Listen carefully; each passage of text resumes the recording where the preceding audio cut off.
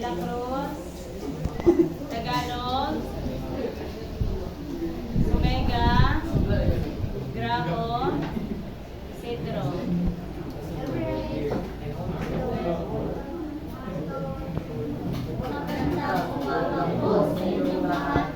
Kami po ang kaapat at kupat at ito po ang aming pagsasalita sa tao. Si Gojo. Last minute ilis na. Last minute change of plan. Ano ba? Ano ba? Ano ba? Ibon. Mas tindot inyong itong last minute change mo. Oo, mare. Parang pagad o bruha. Sabi raw ng mga kapitbahay natin, may kakaiba siyang ginagawa. Oo nga.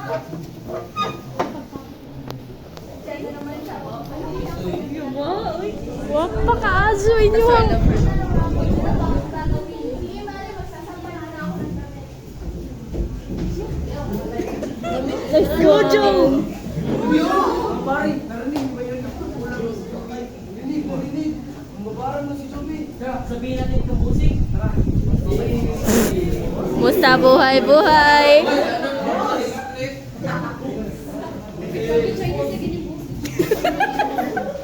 Boss!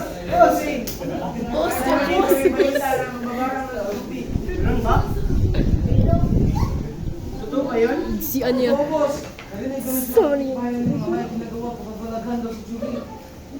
Cool. Tara, puntahan si Joby. Sa ulo Kagwapa sa mambabarang. Hindi ko ni mo barang. Ayun, boss! Yung mabarang!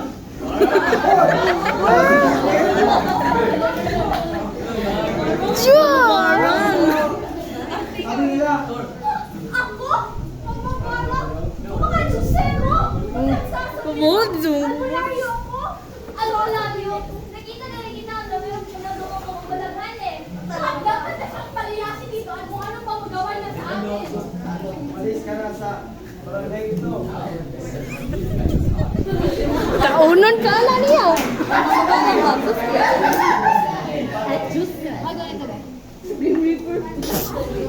Ito ba yung sabi nila? Uy, papa na po no.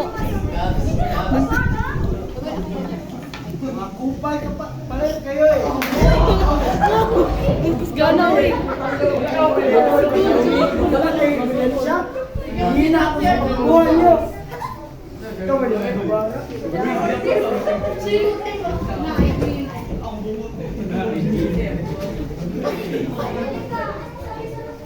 Wala daw po silang makita ang sakit sa katawan ko. Sige, gagawin na namin. May bulot. Tao po, nandiyan po ba si Julie? Ano po meron? Pwede niyo ba akong tulungan? Yung kapatid ko po, may sakit. Hindi mawawalo. Sige, teka lang po ako. Halika. Ito po yung kapatid ko, Julie. Yung araw na po may sakit. Sige, tulungan ko.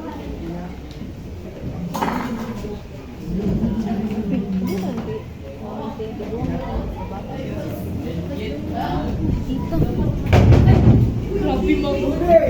Parang ka na daw.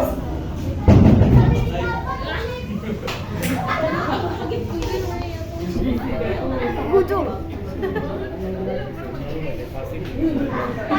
Bro, gujo na.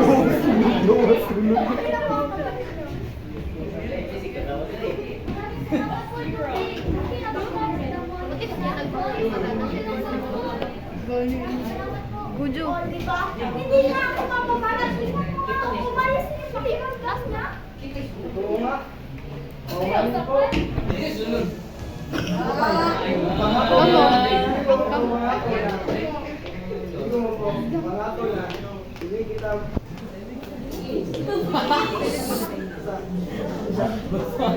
So, pangako ko na. Ayusin ko ang aking galit. Paumanin po.